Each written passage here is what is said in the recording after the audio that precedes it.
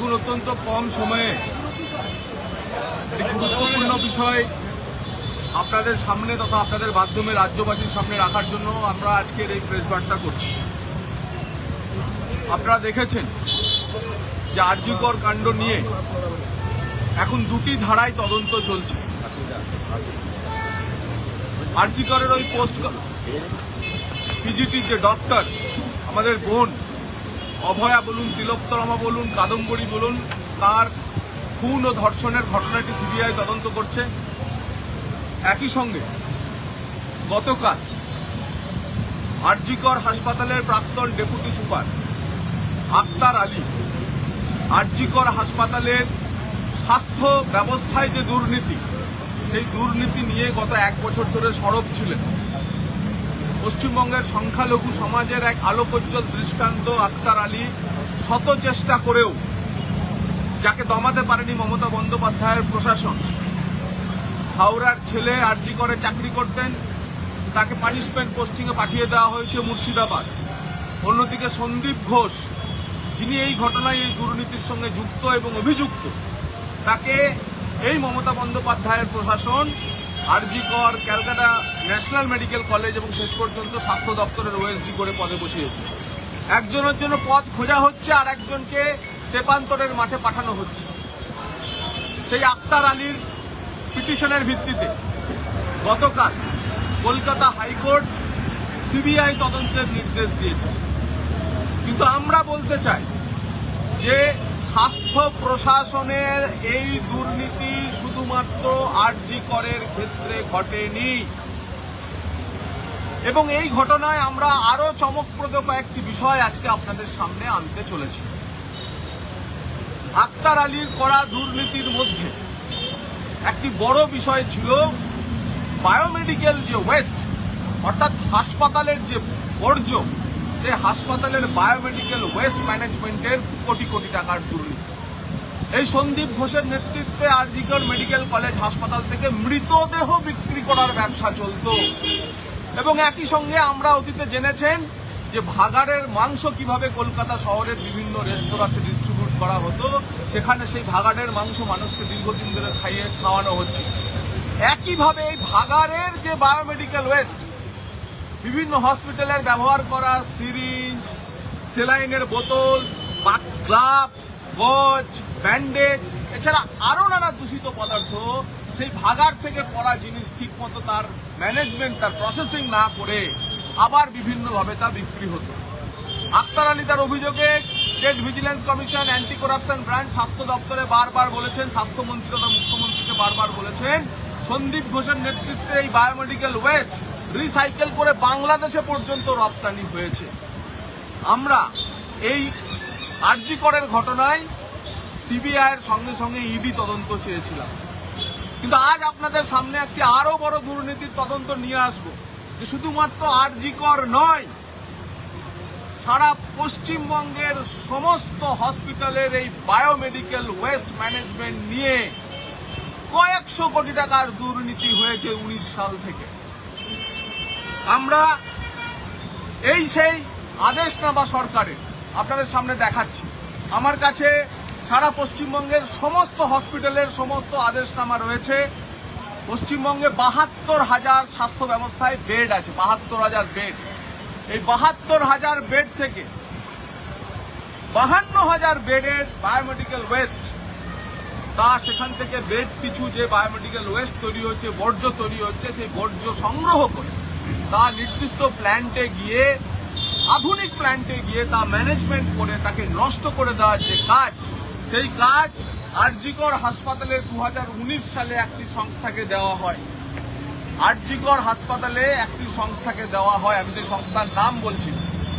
সেই সংস্থাকেই 72,000 বেডের মধ্যে, শয্যার মধ্যে 52,000 শয্যার অর্ডার বা বরাদ দেওয়া হয়েছিল। এইটার সমস্ত আদেশনামা, এইটার সমস্ত মেডিকেল কলেজের, হাসপাতালের সমস্ত দেওয়ার আদেশনামা। কিন্তু ঘটনাচক্রে যে সংস্থাকে এই বরাদ দেওয়া হয়েছিল, সেই সংস্থার পশ্চিমবঙ্গে কোনো বায়োমেডিক্যাল ওয়েস্ট ম্যানেজমেন্টের কোনো প্ল্যানই ছিল না। এখানে আবার আপনাদের নিয়ে আসি আক্তার আলীর করা অভিযোগের ভিত্তিতে। আক্তার আলী বলছেন তার অভিযোগে যে আর.জি. কর মেডিকেল কলেজের বায়োমেডিক্যাল ওয়েস্ট রাতের অন্ধকারে ট্রাকে চাপিয়ে বাংলাদেশে পাঠিয়ে দেওয়া হতো। আর সেই যে সংস্থা শুধু আর.জি. কর নয়, সারা পশ্চিমবঙ্গের 50,000 বেডের যার দায়িত্ব সারা পশ্চিমবঙ্গের সমস্ত চত্বরে, শিলিগুড়ি থেকে শুরু করে আর বজবজ ডায়মন্ড হারবার পর্যন্ত, পাহাড় থেকে সাগর পর্যন্ত যে দায়িত্ব পেয়েছিল, তাদের হাতে কোনো প্ল্যানটি ছিল না। তাহলে এই এত যে বর্জ্য, সেই বর্জ্য কোথায় গেল? 2019 সাল থেকে 2024 সালে আজকে ধরা পড়ছে।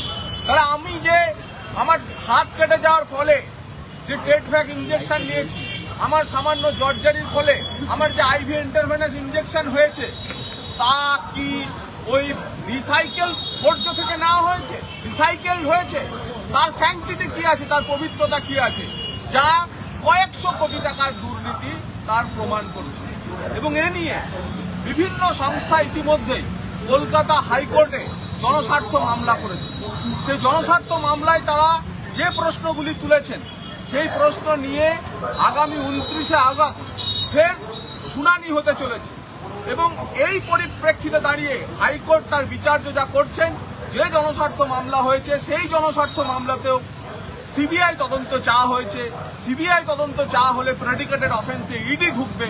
তাই এই কঠিন বর্জ্য বা বায়োমেডিক্যাল ওয়েস্ট ম্যানেজমেন্ট নিয়ে পশ্চিমবঙ্গে স্বাস্থ্য দপ্তর 2019 সাল থেকে যে দুর্নীতি করে এসছে, তার তদন্ত যাতে সিবিআই এর হাতে যায়, আমরা সেই দাবি আপনাদের মাধ্যমে রাখছি। আশা করব আদালত, মামলাকারী এবং বাকি যারা রয়েছেন বাদী বিবাদী সব পক্ষ কথা শুনছে।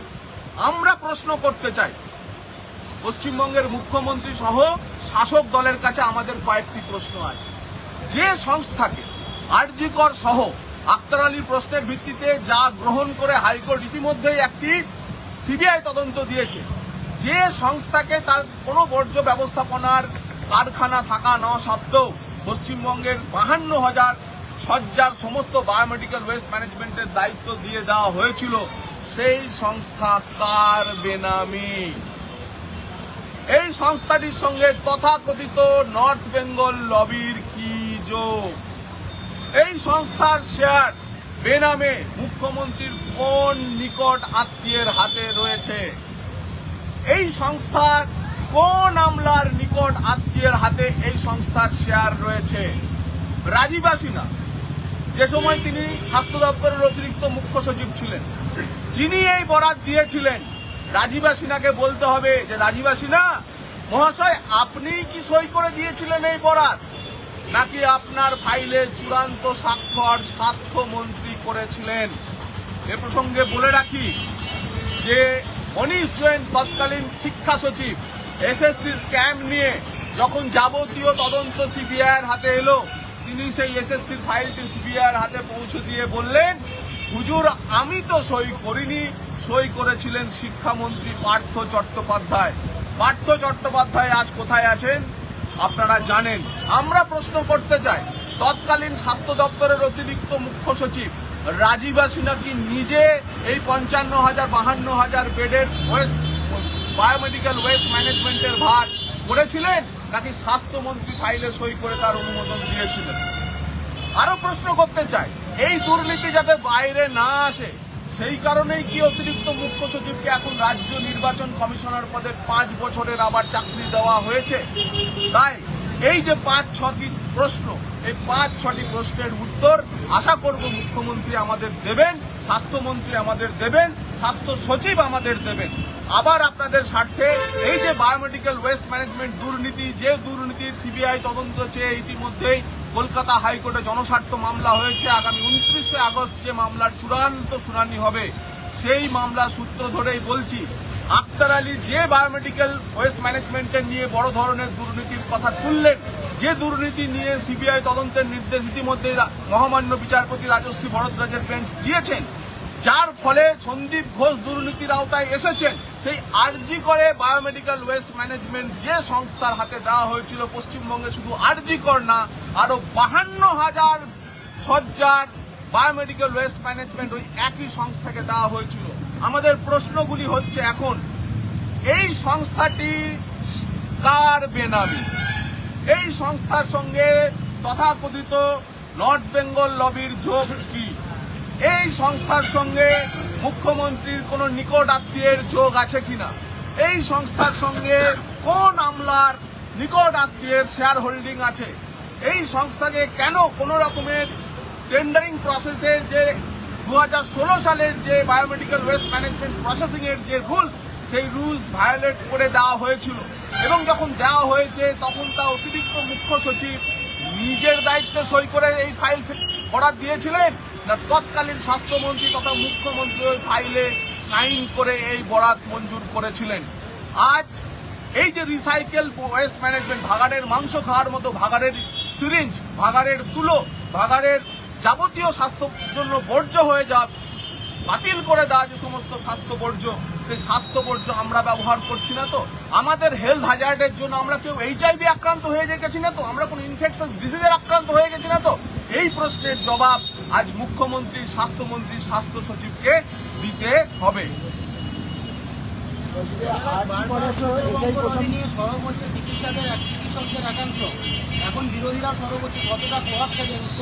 আমি সেই উত্তরবঙ্গ লবি প্রভাব দেখাতেই আজকে সারা পশ্চিমবঙ্গের বায়োমেডিক্যাল ওয়েস্ট ম্যানেজমেন্টের যে কত কয়েকশো কোটি টাকা দুর্নীতি হয়েছে তা আপনাদের সামনে নিয়ে এলাম। আপনারাও সেই উত্তরবঙ্গ লবির যিনি মূল হোতা, যার কথাতে স্বাস্থ্য সচিব থরথর করে কাঁপত, স্বাস্থ্য ভবনে তার একটা ফোন গেলে তারা মুখ্যমন্ত্রীর কাছেও আর কোনো কিছু জিজ্ঞাসা করতেন না, কারণ তিনিই ছিলেন বকলমে স্বাস্থ্যমন্ত্রী। আজকে সেই উত্তরবঙ্গ লবির প্রভাব আর দুর্নীতির কি প্রভাব, কতটা প্রভাবশালী ছিলেন তা আপনাদের সামনে নিয়ে এলাম। জবাব তাদেরকেই দিতে হবে। লোকে বলছে SPD।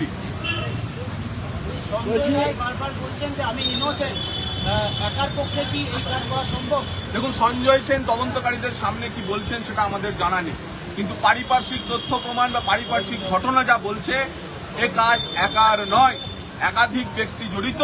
এবং সেই কারণে CBI এর কাছেও আমরা দাবি করছি যে সায়েন্টিফিক ওয়েতে আপনারা যেভাবে এগোচ্ছেন, মানুষের ধৈর্য কিন্তু আর থাকছে না। আপনারা দ্রুত আরো যারা মাথা নেংটি ছেড়ে ধীরে ধরার যে আহ্বান সমাজ জানিয়েছে, সেই ধীরে ধরার কাজ শুরু করুন। আরজিকরের আগেও অনেক চিকিৎসকের দেহ উদ্ধার হয়েছে, সেগুলো কি তদন্ত হওয়া দরকার? নিশ্চয়ই। এই 2 বছর আগেই একটি সুইসাইডের ঘটনা ঘটেছিল এবং এই যে বিরাট চক্র কাজ করছে, সেই চক্রের ঢেড়েকে সন্দীপ ঘোষের এরা থামছে না, এটা সন্দীপ ঘোষের উপরেও আছে। তো সেজন্য এই সন্দীপ ঘোষের উপরেও স্তরের যারা আছে তাদেরকেও এবার এই আদালতের প্রক্রিয়ায় আনতে হবে। এই যে জনস্বার্থ মামলাটি হয়েছে, 29 তারিখে যদি এটারও CBI তদন্ত হয়, তাহলে স্বাস্থ্য দপ্তরের রেশন দুর্নীতি, খাদ্যের দুর্নীতি, শিক্ষা দুর্নীতির পর এবার স্বাস্থ্যে একটি বড় ধরনের দুর্নীতি এবং তার তদন্ত ED CBI এর হাতে যেতে চলেছে। রাজ্যের মন্ত্রী চন্দ্রনাথ সিনহা বলছেন সঞ্জয় যেন ধনঞ্জয় না হয়ে যায়। রাজ্যের মন্ত্রী নন, তিনি এখন রাজ্যের কারামন্ত্রী। তাঁর এই বক্তৃতার মধ্যে আপনারা বিপ্লব খুঁজেন না, আমি এর মধ্যে ষড়যন্ত্র দেখছি। কারামন্ত্রী যদি বলেন সঞ্জয় ধনঞ্জয় হতে পারে, তার মানে ধনঞ্জয়কে ক্ষুদিরাম বানানো, সঞ্জয়কে ক্ষুদিরাম বানানোর কাজ কারামন্ত্রী নিজেই হয়তো করতে চাইছেন। যদি সঞ্জয় রায়ের কারাবাসে থাকাকালীন কোনো বিপদ ঘটে যায়, তা আরো বড় ধরনের বিপর্যয়। কারণ যেভাবে এই রাজ্য সরকার তথ্য প্রমাণ নষ্ট করে দেওয়ার খেলায় নেমেছে, তাতে এই সরকারের উপর কোনো ভরসা নেই। আমরা তো এবার আমাদের আবেদন জানাতে হবে, সমাজ থেকে আবেদন উঠবে যে পশ্চিমবঙ্গের কারাতেও, কারামন্ত্রীর এই বিবৃতির পরে যে পশ্চিমবঙ্গের কারাতেও আর সঞ্জয় রায়ের সুরক্ষা নিশ্চিত নয়। কারণ এই তদন্তের শিখরে পৌঁছানোর জন্য সঞ্জয় রায়কে বেঁচে থাকতে হবে।